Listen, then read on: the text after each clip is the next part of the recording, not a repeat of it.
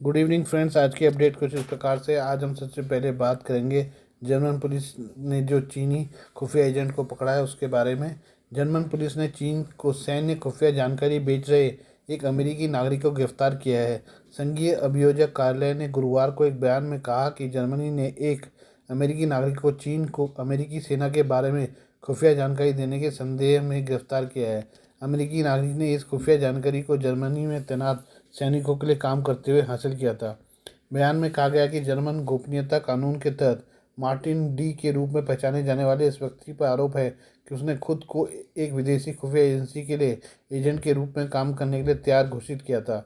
अभियोक्ताओं के अनुसार आरोपी ने हाल ही तक जर्मनी में अमेरिकी सशस्त्र बलों के लिए काम किया था। कहा जाता है कि 2024 में उसने चीनी सरकारी अधिकारियों से संपर्क किया और चीनी खुफिया पुलिस को देने के लिए उसके साथ संवेदनशील जानकारी साझा करने की पेशकश की। अभियोजकों ने कहा है कि उसने सेना के लिए अपने काम के माध्यम से जानकारी एकत्र की थी। जर्मनी ने बीजिंग से जासूसी के बढ़ते जोखिम की चेतावनी दी है और कथित जासूसी गतिविधियों के लिए इस साल कई लोगों को गिरफ्तार किया है। इसमें अप्रैल में गिरफ्तार किए गए 3 जर्मन नागरिक भी शामिल हैं, जिन्हें चीन की नौसेना को मजबूर करने वाली तकनीक सौंपने के संदेह में गिरफ्तार किया गया था। साथ ही एक दक्षिणपंथी राजनेता के यूरोपीय संघ कर्मचारी पर भी चीनी खुफिया एजेंसी के साथ काम करने का आरोप है। आइए हम बात करें कनाडा की। कनाडा में खालिस्तान समर्थकों को खुली छूट के बाद वह मौजूद भारतीय राजनयिक मिशन की सुरक्षा को खतरा पैदा हो गया है। इसके चलते टोरंटो में मौजूद भारत के वाणिज्य दूतावास को अपने कार्यक्रम रद्द करने पड़े हैं। टोरंटो के भारतीय कॉन्सुलेट ने घोषणा की है कि कनाडाई सुरक्षा अधिकारियों की तरफ से न्यूनतम सुरक्षा देने में विफल रहने के बाद अपने कुछ निर्धारित कॉन्सुलेट कैंप शिविरों को रद्द कर दिया है। भारतीय कॉन्सुलेट की पोस्ट में कहा, सुरक्षा का एजेंसियों द्वारा सामुदायिक शिविर आयोजकों को न्यूनतम सुरक्षा प्रदान करने में असमर्थता जाहिर करने के मद्देनजर वाणिज्य दूतावास ने कुछ निर्धारित कॉन्सुलेट कैंप्स को रद्द करने का निर्णय लिया है। वाणिज्य दूतावास की यह घोषणा भारत विरोधी चरमपंथियों के हमले के बाद की गई है। भारतीय वाणिज्य दूतावास ने टोरंटो के पास ब्रैम्पटन में हिंदी सभा मंदिर के बाहर एक वाणिज्य दूतावास शिविर का आयोजन किया था। इस दौरान खालिस्तान समर्थक अलगाववादियों ने घुसकर हमला किया था। भारत ने कॉन्सुलेट के कार्यक्रम पर हमले को लेकर उच्च स्तर पर कड़ा विरोध दर्ज कराया था। भारत के प्रधानमंत्री नरेंद्र मोदी ने इसे जानबूझकर किया गया हमला बताते हुए नाराजगी जाहिर की थी और कहा था कि इस तरह के हमले भारत के राजनयिक मिशन के इरादों को कमजोर नहीं कर सकेंगे। कनाडा स्थित भारतीय उच्चायोग ने ब्रैम्पटन में हिंसक हमले को लेकर एक बयान जारी किया था और इसकी निंदा की थी। उच्चायोग ने लिखा, स्थानीय सह आयोजकों के पूर्ण सहयोग से हमारे वाणिज्य दूतावास द्वारा आयोजित किए जाने वाले नियमित वाणिज्य दूतावास संबंधी कार्यों में इस तरह के व्यवधानों को अनुमति देना अत्यंत निराशाजनक है। हम भारतीय नागरिकों सहित आवेदकों की सुरक्षा के लिए भी बहुत चिंतित हैं, जिनकी मांग पर इस तरह के कार्यक्रम आयोजित किए जाते हैं। ये बात करें अमेरिका के राष्ट्रपति डोनाल्ड ट्रंप की। अमेरिकी चुनाव में डोनाल्ड ट्रंप एक बार फिर राष्ट्रपति चुने गए हैं। उन्होंने चुनाव में अवैध रूप से देश में आने वाले अप्रवासियों का मुद्दा उठाया। पिछले ट्रंप प्रशासन के 6 पूर्व अधिकारियों ने न्यूज़ एजेंसी रॉयटर्स को बताया कि ट्रंप रिकॉर्ड संख्या में अप्रवासियों को निकालने में मदद करने के लिए अमेरिकी सरकार की एजेंसियों का इस्तेमाल करेंगे। पहले कार्यकाल में जो कदम उठाए गए थे यह उसी तरह होगा, लेकिन इस बार ये ज़्यादा आक्रामक होगा। ट्रंप समर्थक मानते हैं कि अमेरिकी सेना से लेकर विदेशों में राजनीतिक तत्व के जरिए वो बड़े पैमाने पर डिपोर्ट के अपने वादे को पूरा करने में जुटेंगे। हालांकि डिपोर्ट का मुद्दा ट्रंप को विवादों में रखे है, क्योंकि अप्रवासी अधिवक्ता और कानूनी एक्सपर्ट्स संभावित मानवीय और कानूनी मुद्दों की चेतावनी देते हैं। ट्रंप के उपराष्ट्रपति जेडी वेंस ने अनुमान के मुताबिक कहा है कि हर साल 10 लाख लोगों को हटाया जा सकता है। इमिग्रेंट एडवोकेट्स की चेतावनी है कि ट्रंप का निर्वासन प्रयास महंगा, विभाजनकारी और अमानवीय होगा, जिससे परिवार अलग हो जाएंगे और समुदाय तबाह होगा। वकालत समूह अमेरिकी इमिग्रेशन काउंसिल का अनुमान है कि वर्तमान में 1.3 करोड़ अप्रवासी अमेरिका में रह रहे हैं। इन्हें एक दशक में निकालने में $1 ट्रिलियन का खर्च आ सकता है। इतने खर्चों के बावजूद ट्रंप और उनके समर्थक लोगों को देश से निकालना चाहते हैं। ट्रंप अगर अवैध रूप से आए लोगों को निकालने के लिए सख्ती करते हैं, अमेरिकन सिविल लिबर्टीज़ यूनियन अदालती लड़ाई की तैयारी कर रहा है।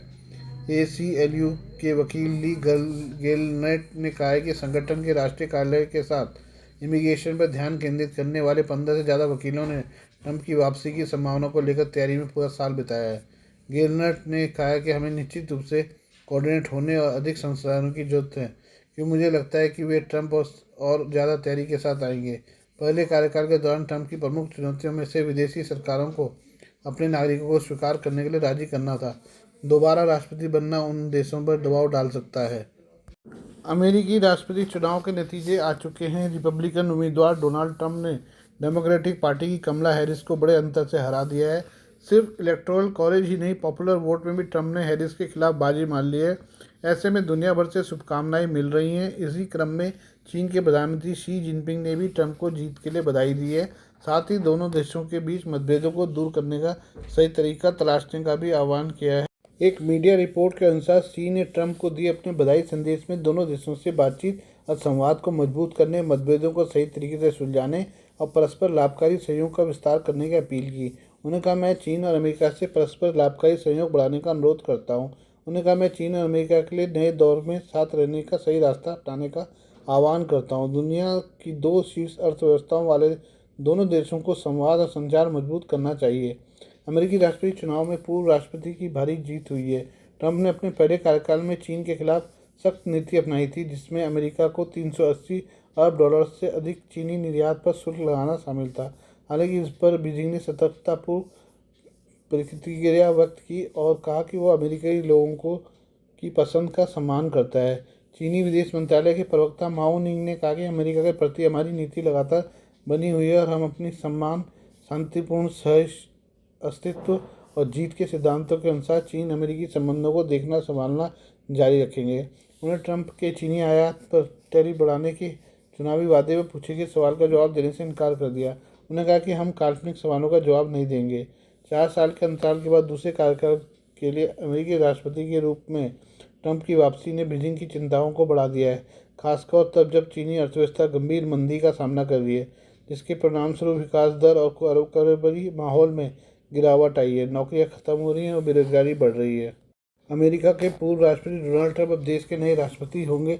उन्हें चुनाव में अपनी डेमोक्रेटिक प्रतिनिधि मौजूदा उपराष्ट्रपति कमला हैरिस को हरा दिया है। एक बार फिर 4 साल के अंतराल के बाद व्हाइट हाउस में प्रवेश करने को तैयार है।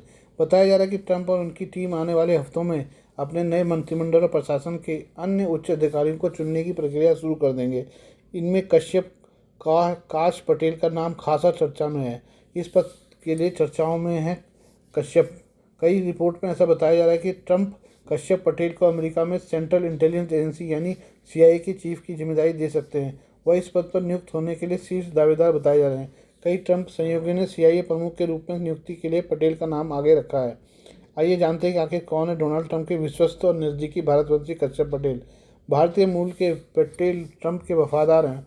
उनका जन्म 1980 में न्यूयॉर्क के गार्डन सिटी में गुजराती भारतीय माता पिता के घर में हुआ था, जो पूर्वी अफ्रीका से कनाडा के रास्ते संयुक्त राज्य अमेरिका में आकर बसे थे। पटेल के पिता एक विमानन फर्म में वित्तीय अधिकारी के रूप में काम करते थे। उन्हें कानून की डिग्री हासिल करने के लिए न्यूयॉर्क लौटने से पहले रिचमंड विश्वविद्यालय में अपनी स्नातक की पढ़ाई पूरी की थी। साथ ही उन्होंने ब्रिटेन में यूनिवर्सिटी कॉलेज लंदन के विधि संकाय से अंतर्राष्ट्रीय कानून में प्रमाण पत्र भी प्राप्त किया है। कश्यप काश पटेल को जब एक प्रतिष्ठित लॉ फर्म में नौकरी नहीं मिली तो वह पब्लिक डिफेंडर बन गए और न्याय विभाग में शामिल होने से पहले मियामी में स्थानीय और संघीय अदालतों में लगभग 9 साल बिताए। 44 वर्षीय पटेल ने राष्ट्रीय सुरक्षा परिषद में ट्रंप के आतंकवाद विरोधी सलाहकार और उनके पिछले कार्यकाल के दौरान कार्यवाहक रक्षा सचिव के चीफ ऑफ स्टाफ के रूप में काम किया। उन्हें बचाव पक्ष के वकील, संघीय अभियोजक, शीर्ष सदन के कर्मचारी और राष्ट्रीय सुरक्षा अधिकारी के रूप में भी अनुभव है। उन्हें तत्कालीन राष्ट्रपति डोनाल्ड ट्रंप की कई शीर्ष प्राथमिकताओं को अंजाम दिया था, जिसमें ISIS और अल-कायदा के अल-बगदादी तथा कासिम अल-रिमी जैसे नेताओं का सफाया और कई अमेरिकी बंधुओं को वापस लाना शामिल था। ट्रंप के परम वफादार माने जाने वाले पटेल को उनके कार्यकाल के दौरान पूर्व राष्ट्रपति के लिए नियुक्त सलाहकारों के समूह में शीर्ष कुर्सी दी गई थी, जब वे यूक्रेन युद्ध के संबंध में प्रतिक्रिया के मुद्दों का सामना कर रहे थे। एक पब्लिक डिफेंडर के रूप में अपना करियर शुरू करने के बाद उन्हें कई जटिल मामलों को सुलझाने की कोशिश की, जिनमें राज्य और संघीय अदालत में हत्या, नार्को तस्करी और वित्तीय अपराधों से संबंधित मामले शामिल हैं। अटलांटिक की रिपोर्ट में पटेल को ट्रंप के लिए कुछ भी करने वाला शख्स बताया गया है, जो हाल ही में संपन्न चुनाव में उल्लेखनीय जीत हासिल करने के बाद अब नवनिर्वाचित राष्ट्रपति हैं। रिपोर्ट में कहा गया कि पटेल 2019 में 40 वर्षीय वकील के रूप में तत्कालीन ट्रंप प्रशासन में शामिल हुए और तेजी से शीर्ष पदों की ओर बढ़ने लगे। रिपोर्ट में कहा गया कि ट्रंप ने अपने प्रशासन के अंतिम सप्ताहों में पटेल को CIA का उपनिदेशक नियुक्त करने की योजना बनाई थी, लेकिन उन्हें विरोध का सामना करना पड़ा। पिछले साल युवा रिपब्लिकन के एक समारोह में ट्रंप ने पटेल को संदेश दिया था, तैयार हो जाओ, प्रकाश। कनाडा में भारत पर सवाल उठाने वाले निर्भया हत्याकांड से जुड़े मामले को लेकर देश के पूर्व पुलिस सार्जेंट डोनाल्ड बेस्ट ने प्रधानमंत्री जस्टिन ट्रूडो की पोल खोलने वाला बयान दिया है। उन्होंने भारतीय विदेश मंत्री एस जयशंकर के इस बयान का समर्थन किया कि कनाडा में अप्रवासियों के लिए उचित जांच प्रक्रियाओं का अभाव है। डोनाल्ड बेस्ट, जो पहले एक खोजी पत्रकार भी रह चुके हैं, ने मीडिया से बातचीत में कनाडा के वीज़ा अनुमोदन प्रक्रिया में मौजूद खामियों की चिंता जताई। उन्होंने कहा कि ट्रूडो की ढील व इन खामियों के चलते अपराधी और भारत में संगठित अपराध से जुड़े लोग आसानी से कनाडा में प्रवेश ले लेते हैं।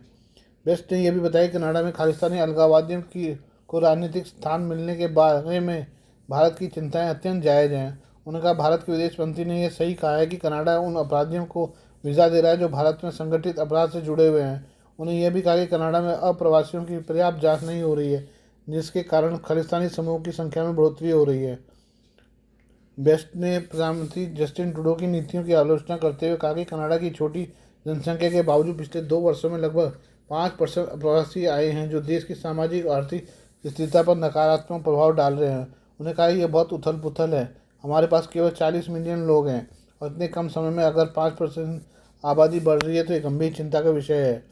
बेस्ट ने कनाडा की आपराधिक खुफिया सेवा के आंकड़ों का हवाला देते हुए बताया कि देश में 2600 से अधिक संगठित अपराध समूह सक्रिय हैं, जो सार्वजनिक सुरक्षा के लिए बड़ा खतरा पैदा कर रहे हैं। इन समूहों का विभिन्न अवैध गतिविधियों जैसे कि अवैध दवा व्यापार, हिंसक अपराधों में लिप्त होना समाज की स्थिरता को प्रभावित कर रहा है।